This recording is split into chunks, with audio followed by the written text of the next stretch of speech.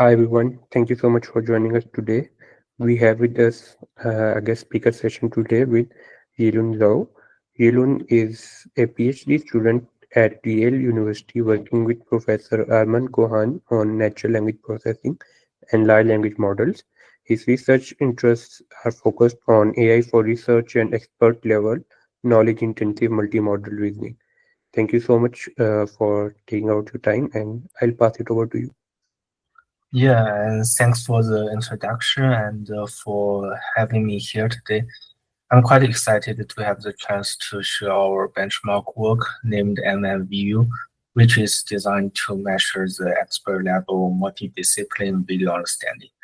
And this paper was also recently accepted to the CVPR 2025. And to start with, let's first look at the progression of video understanding methods and models over the years. As we can see in this timeline, the field of video understanding has gone through several key phases. In the early days, traditional methods and the classical machine learning techniques like SVMs and random forest were used. And then around 2014, we saw the emergence of early neural video models, and it brings deep learning-based methods to improve the model's ability in basic video perception.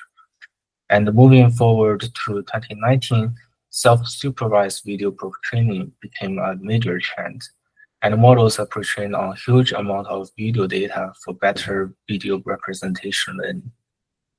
And in the more recent period, we have large language models that are capable of video understanding. These models like Q1VL, Video Llama, GPT-4o, and Gemini 2 are not only able to understand the video content, but also to enable more general purpose text storage.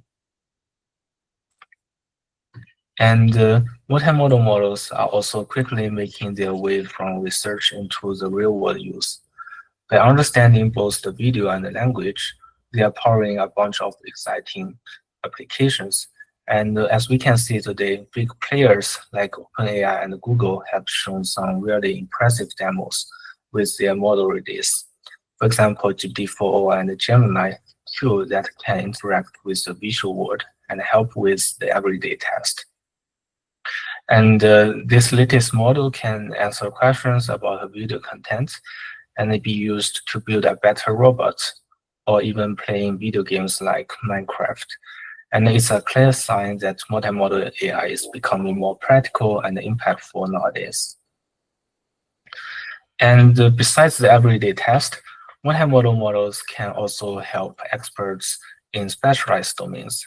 For example, in healthcare, like doctors with AI devices can use these models during the operation. And this is possible because the multimodal AI systems can understand both the visual input and also the medical data on instruction that come with it.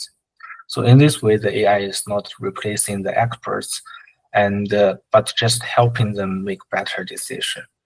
And this is just one example. And similarly, in engineering domain, multimodal AI systems are also starting to help with experts in complex tasks.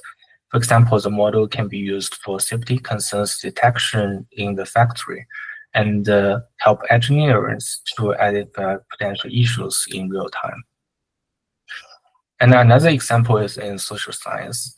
Like social scientists typically will study human interactions and communications using video recordings they collected from the social experiments. And in this case, multimodal models can be used to help these researchers to analyze large amounts of raw video data. And they can be used to text the moments of interest, like emotional shifts of the participants. And otherwise, it could be too time consuming for the social scientists themselves to process and handle the video manually. And good evaluation is important. It not only tells how good a model is, but also like what direction we should go next. And a variable benchmark should guide the model development and also review their weakness and set the meaningful goals. And the position paper from Google DeepMind in last year's ICML breaks down the AI systems into different levels based on their performance compared to humans. As you can see, at the base, level 1 is just no AI, and level 1 is emerging AI. And in this level, models can perform at the level of an unskilled human. This includes many early video length models that we discussed in the first slides. And as we move up, level 2 is competent. These systems can handle narrow text like object detection or video segmentation very well. And then we get to level 3, that is expert level, where a system can match or outperforms 90% of skilled humans. And most of state-of-the-art models like GPT-4o and Cloud and Gemini 2 are close to this level. And above the expert level is virtuoso and superhuman. And in our benchmark, we focused on evaluating the progress of the expert level AGI system, because we think that expert level where models starts to become useful in professional and real-world settings. And by focusing on this level, it helps us track the real progress towards the general purpose and high-impact multimodal AI systems in video understanding and text. And recently, we've seen a growing number of video benchmarks, and each of them aim to evaluate different capabilities of video language models, such as long video understanding, temporal reasoning, and like cross-modal grounding. And some of them focus on multi-text video understanding within a unified framework. However, we noticed that most of the recent benchmarks still rely on everyday video content, and they mainly test the model's video perception ability, such as like identify actions, motions, and the key events in the video content. But when it comes to the expert level AGI setting, this benchmark still falls short in evaluation this level. And this motivates we propose our benchmark. And so let's first take a closer look at what we actually mean by the expert level video understanding. And here's an example. We use a chemical reaction experiments of frame test for demonstration. And to understand what's going on, the model needs to do more than just recognize that the frame in the video is like what color or some movement like the stick is moving towards the frame. And that's just the basic video perception. But to really reason about it, in this video, the model is required to connect like what it sees with the domain knowledge. For example, the frame is green could indicate that the element is Cooper. And then the model is able to do further analysis, like calculating the energy transition during the process. And this knowledge isn't in the video itself. And so the model has to recall and apply this knowledge in both the visual perception and the reasoning. And to truly measure the expert level AGI on video understanding, we believe that there are 3 core principles that must be considered when developing the benchmark. So first, the benchmark should include the high-quality video sources, because this is crucial to test whether the model can perform like accurate perception of fine-grained details in the videos. And second, we believe the benchmark should cover a broad range of subjects, so we can evaluate the breadth of knowledge required in the model reasoning. And also, the benchmark should be designed to challenge models on the reasoning depths. It's not just only identify what's happening in the video content, but also like explaining why and connecting the cause like a real human expert would do. And based on these core principles, we developed our MMVU benchmark. And here is an overview of benchmark. So it includes like 3,000 college level problems across 4 major disciplines, which are science, engineering, healthcare, and the humanity and social science. And each problem typically engage around 4 domain knowledge concepts. So this ensures that the model are tested on a wide range of specialized topics rather than just the everyday scenarios. And in our benchmark, each example is designed to require expert level perception and reasoning. And in our human study, we show that these questions are both challenging, even for those well-educated humans in a closed book setting. And in this closed book setting, the human evaluators are required to answer those questions without any access to internet or other external resources. And we find that PhD students and in the engineering fields can usually achieve like only around 50% of overall accuracy in this closed box setting. So this means that our benchmark is very challenging to like human experts.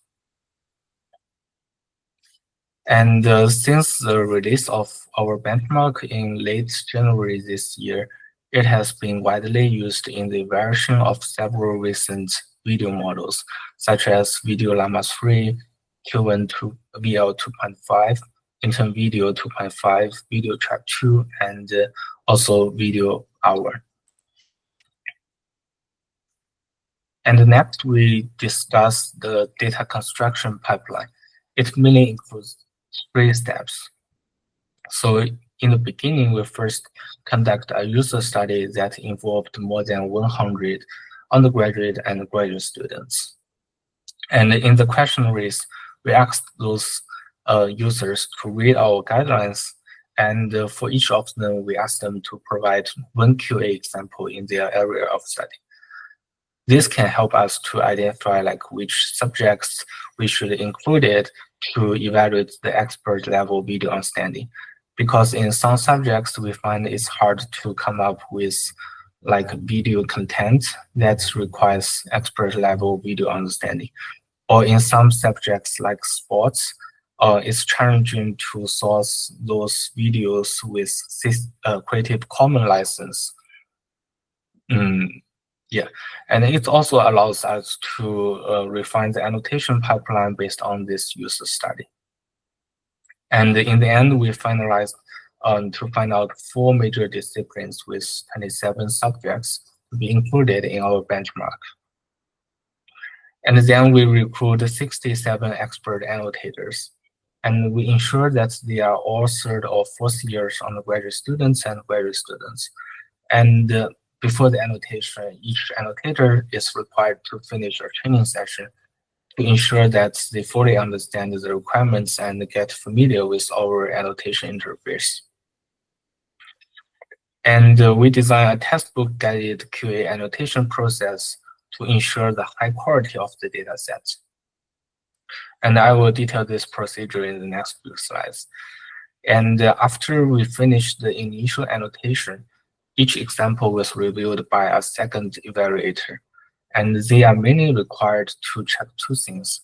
First is whether the example contains any annotation errors, and the second, whether it contains any annotation bias. Yes, the paper can be found in archive.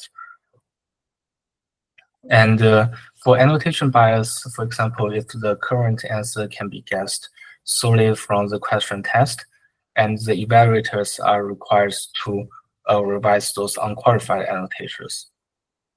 Otherwise, we will not include those examples into our final data set. And next, I'm going to detail our QA annotation process. And in our pilot study, we find it could be challenging for both sourcing the high quality specialized domain videos and annotating questions that requires expert level reasoning. And to align with one of our core principles about like ensuring the breadth of domain knowledge, we designed the concept-driven video collection process. And In this process, we ask the annotators to go through each section of the provided textbook in their area of study. For example, in the computer science, we provide them the textbook of algorithm. And one example is that they can locate the section of merge sort and then search the relevant videos on the keywords of merge sort. And we restrict the selections to videos with a Creative Commons license. This allows us to reuse and modify the video content. And after collecting the video clip, the annotators are required to annotate the questions that require both domain knowledge and complex reasoning. One common issues for current expert level benchmarks are that they only provide the ground truth answer. And so when do human evaluation for those model developers, it would be both difficult and can be time consuming to figure out like why their developed models build on specific samples in those expert level benchmark. And to alleviate this issue and support fine-grained evaluation for future work, for each example in our benchmark, we also annotate the required domain knowledge and the corresponding reasoning rationale. And for the domain knowledge, we use the Wikipedia pages as reference, and the annotators are needed to provide the pages of relevant concepts as a required domain knowledge for each question.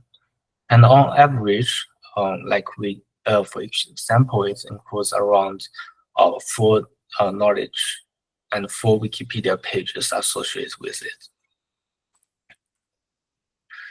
And here are the key statistics of our benchmark. So it includes like 3,000 question answering pairs, and around 62% of them are multi-choice questions, and the rest of them are open-ended questions. And the average video length is around 50 seconds, and the average number of required knowledge per question is 4.3. And we collect a total number of nearly 5,000 unique Wikipedia pages. And later we will use these Wikipedia pages as knowledge corpus in our abbreviation study on like how to use knowledge augmentation to improve the model performance on our data sets. And for the experiment setup, we mainly evaluate those multimodal foundation models that support either video or multiple images as input. And for those models capable of using videos as input, we set it as 1 frame per second.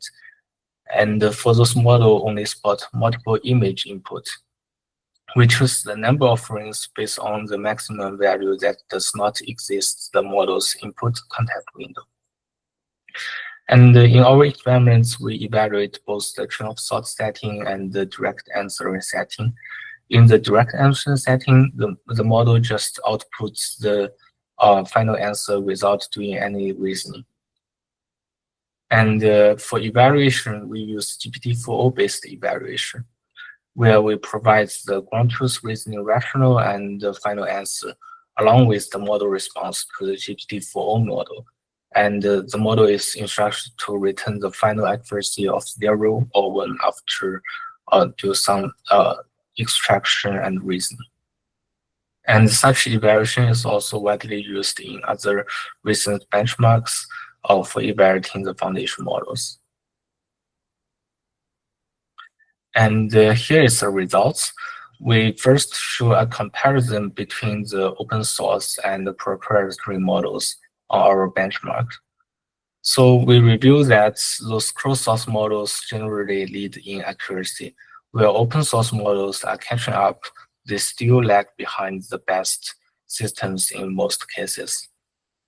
But one exception is the recent Q1 2.5 UL model, which has already outperformed the GPT-4o mini model and is very close to other state-of-art proprietary models. And for reference, we also show the human performance on the open book setting. And in this setting, the human experts usually a PhD students in our study, like they can consult external textbooks or internet during the answering the question, and they can achieve an overall accuracy of 86%. And as you can see, even the best models are still nearly 20% points behind. And that gap underscores like how much further we need to go to reach the true human expert level performance. And next, we are looking at like how open source models have been evolving over the past few months. And overall, we find that open source models are on a fast track of development. For example, for the series of video llama model, the early 2024 release, which is video llama 2, just scored around 30% of accuracy. But by the recent release, the new version nearly doubled that performance to like 47% of accuracy. And while we recognize there's still a gap between open source and closed source models, we show that this gap is narrowing, and it's likely that we will continue to see like encouraging progress in the near future.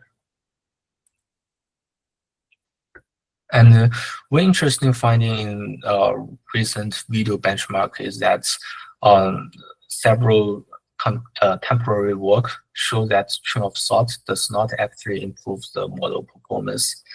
For example, in the MV bench paper, the authors find that train of thought actually can degrade the model performance compared to like directly outputting the answer.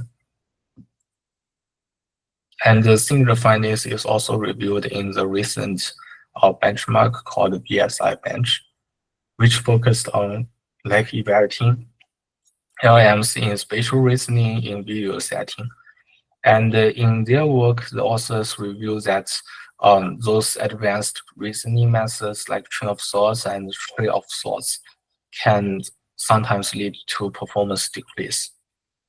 And we also do a preliminary study to understand like how train of thoughts can influence the model performance. And in our study, we find that those train of thought methods like generally help for those knowledge intensive and reasoning intensive setting.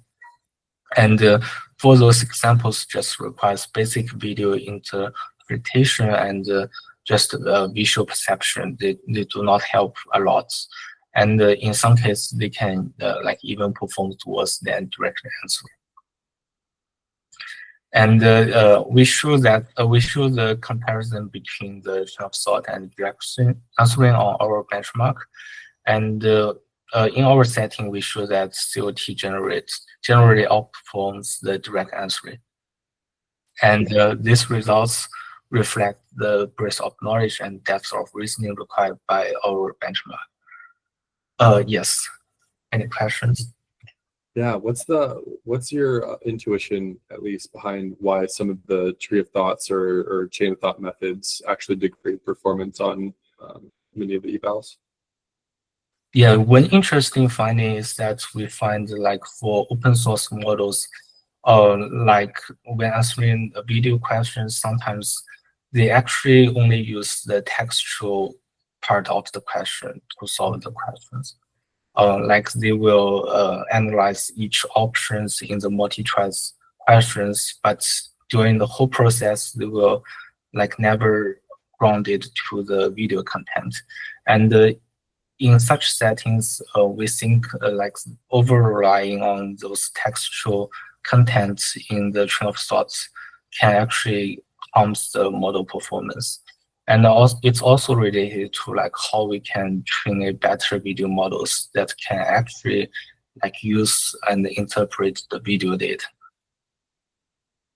And one interesting finding is that we find that for those examples that requires just basic visual perception, like identify the objects or actions in the video, then in this setting, like train of thoughts and direct answering just like perform similarly, and there's no clear difference like which method is better.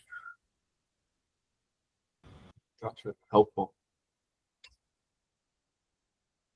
Yeah, thanks for the question.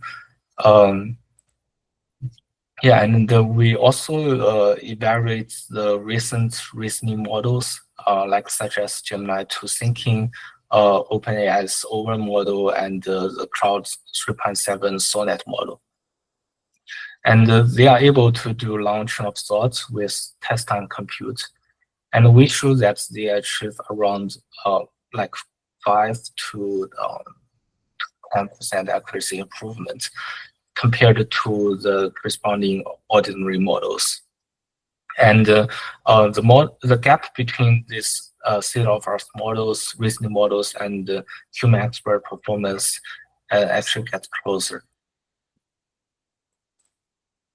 And as we discussed before, like each example in our benchmark includes human annotated relevant domain knowledge and reasoning rationale. And this can help us to conduct error analysis more conveniently, and it also supports like fine-grained evaluation for future work. And in our error analysis, we find out 3 primary error types based on the error distribution over like 100 failure cases by the Q12 VR model. So first is the perception error, like where models make wrong with the basic video perception, and sometimes they might over-rely on textual content, as I mentioned before.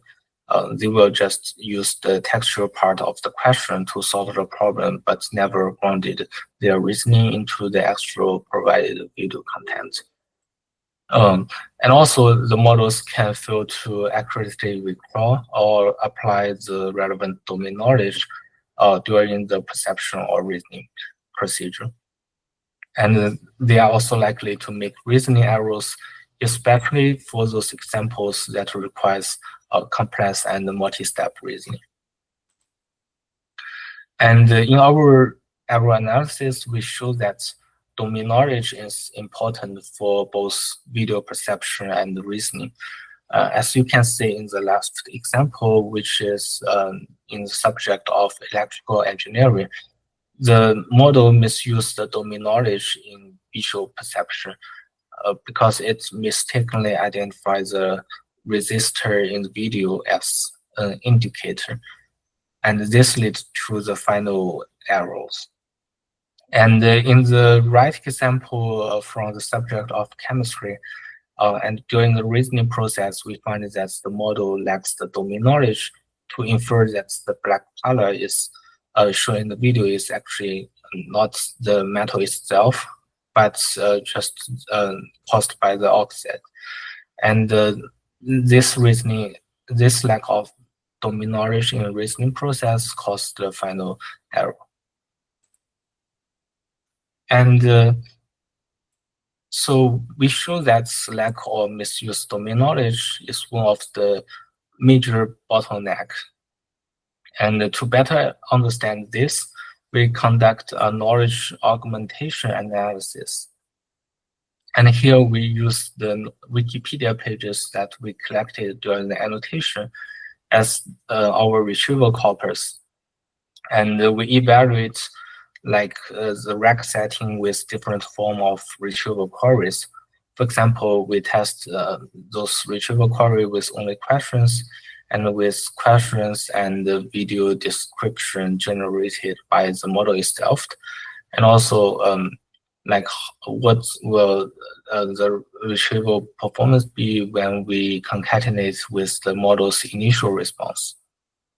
And we use these different forms of queries to retrieve the top 5 passages from the retrieval corpus, and then we concatenate these top 5 passages as input context for the model reasoning. And in our results, we show that the knowledge augmentation generally improve model performance. And by like concatenating both the question, video description generated by the video, and also the initial model response, we can achieve the best performance.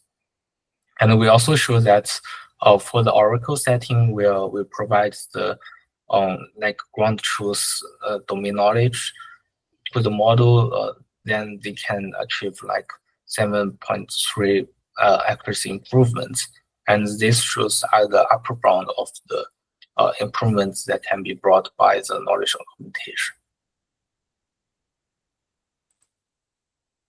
And yeah, as for future work, we believe there are many directions that are worth exploring. First, so in our current benchmark, we just focused on short videos. The average length is around 50 seconds and usually only show a single event in the video. And for future work, we believe it would be valuable to extend our evaluation into long video settings, like 30 minutes or even 1 hour.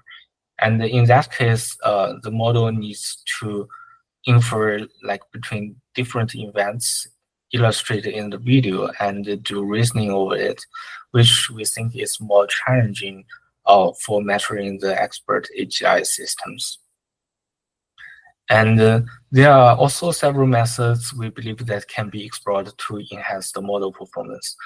For example, we have shown that the reasoning models with test time compute and scaling can improve the model performance. But currently, most of them are just closed source work. And we believe like open source work in this direction can generally help with the community to understand like how we can use test time scaling to also improve the expert level video understanding. And the second is how to like support models to perform the knowledge intensive video understanding. And as we show in our knowledge augmentation analysis, this knowledge augmentation can actually help with models reasoning. And we believe like more advanced back systems can help with that. And also, there's currently lack of large-scale video data in expert domains. And we believe that by scaling up the instruction data for specialized domain videos, like what researchers have did in language setting and image setting, we believe such scaling up the instruction data can be used to train a better video models with like better expert level reasoning capabilities. So to conclude my today's talk, first we introduce a comprehensive benchmark for evaluating and guiding the development of multimodal foundation models in expert level video understanding. And we show that current models still face challenges, especially in the domain-specific visual perception and handling the complex reasoning test. And we believe future research could focus on narrowing the gap between these models and human experts by enhancing their reasoning abilities and deepening their integration of domain knowledge. And we have open source the data and code. And if you have any questions, feel free to ask me or contact me via my email. Yeah. Any questions?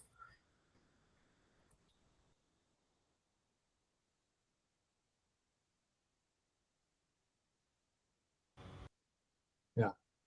Yilun, thank you so much for the talk. Really enjoyed it. I think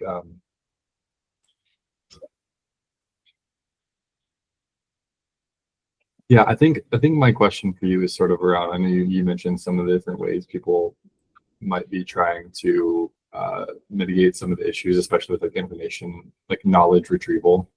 Are there any like embedded ways, not necessarily using external sources? So yeah, that's the one right after this, I guess. The slide with like RAG and those sorts of things going in. Yeah, I'm curious if there are specific improvements within the way that information is passed in the latent space that you feel like, any directions that you feel like solve some of those challenges, or at least research directions that you find are interesting that are, what are sort of like the front runners in your mind for an end-to-end trained process rather than like an external knowledge retrieval type process? Or is it more data? We need to scale to more videos so that we can see more examples and have a better data distribution under the hood? Yeah, that's a good question. So in our analysis, we show that like knowledge augmentation from external resources can do help in model reasoning. And we believe that for some cases that this domain knowledge is actually has already learned by the models, but the bottleneck is that how the model can recall this knowledge when they are presented in this video content. And yeah, we believe this is an open question to the community. And I believe there are several work in like language setting that people have already see some methods like how to activate this inherent knowledge learned during the pre-training or instruction training to enhance the knowledge intensive test. And I believe like one possible direction is that maybe we can scale up the instruction data for specialized domain video, because currently the model can like perform well on those knowledge intensive setting in language only setting. But we show that maybe in the video setting, the bottleneck is that they cannot actually connect the visual perception with like the knowledge. As we show in these slides. And we believe like by scaling up the instruction data in specialized videos, we can alleviate these issues a bit. Gotcha. Very cool.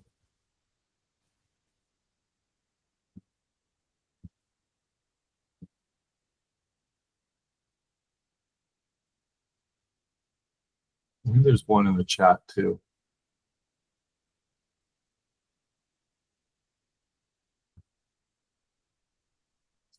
It says, are you guys currently developing an open source reasoning model for videos?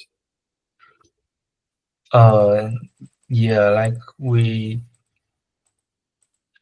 you mean the reasoning models with test time compute? I don't know, Hillary, do you want to come up mute and ask a question more specifically? Yeah, the ability to. I was just asking if you guys are currently developing like any open source models that kind of tackle your benchmark on your own, like maybe some like research you guys are currently doing. Oh, I see. I just see your message on the chat. Yeah, the question is about like whether we are developing an open source reasoning model for videos. Yeah, currently our ongoing work is doing this direction. Like we want to explore like R1-based methods on video understanding, and I believe there's many contemporary work like also working on this direction. For example, video R1 and like multimodal R1, and yeah, their basic idea is like to like transfer the GRPO training methods to like video reasoning test or multimodal test, and I believe that's an exciting direction to explore.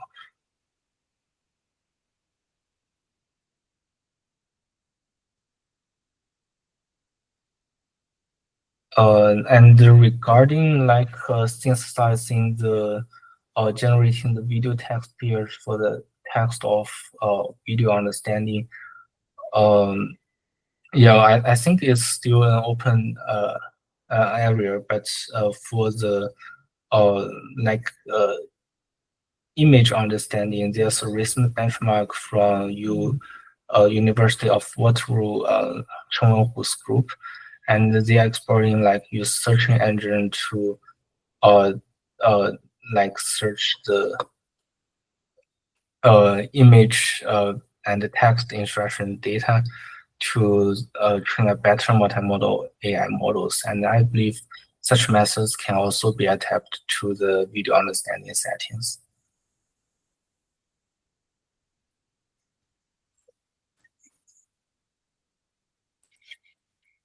I had another question.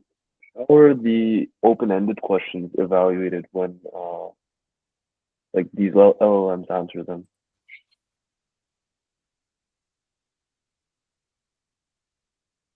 Sorry, could you please repeat the question? Sure. I think you said that inside of your data set you have multiple choice questions and also open-ended questions. Yes. So how is it evaluated that like an LLM gets the open-ended question right? Is it like you guys have a model that kind of evaluates this, or? Yeah, that's also the one of the motivation, like why we use GPT-4 based evaluation, because when the model's response is not exactly the same as the final answer, so the GPT-4 model is like have the capabilities to decide like whether it should be determined as correct or incorrect. And we find it's hard to evaluate this use rule-based methods. But like using GPT-4, we can get more reliable results. Right, but do you think this introduces a little bit of bias? Because say you're using like GPT-4 to also generate the answer and then also evaluate it. Do you think that introduces a little bit of bias in that direction? Yeah, I think that's one of the limitations of using like LMs as George as evaluation. And in our setting, I remember in the original paper, we actually do a like human study to show like how reliable the evaluation system could be, and we find that like only around 3 or 4% of cases is misclassified by the evaluation system, and we think it's acceptable compared to the current rule-based methods. Right, that makes sense.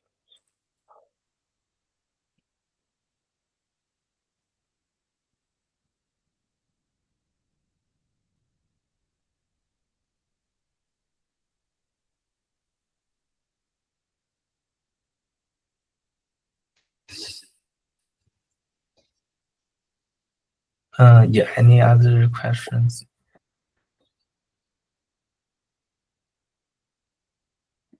If we don't have any other question, we can conclude the session. Yeah, okay. Yeah, thanks for everyone to join. Thank you so much. Thank you so much for the session. Yilun, thank you so much. Really appreciate your time, and yeah, really cool work to see from out of the NLP lab. Is there anything else out of the NLP lab that you think is super interesting that you'd recommend going and looking up? Yes. Colleagues' work. Yeah, so currently our lab is also exploring like how to advance large language model in scientific domains, like developing LMs for scientific text. And I believe this series of work will be out like early this year. And yeah, we will be excited to share with the community once they are out. Cool. Yeah. Are those similar to the AI scientist, or I think like Google also had like the co-scientist, right? Is it kind of similar to those?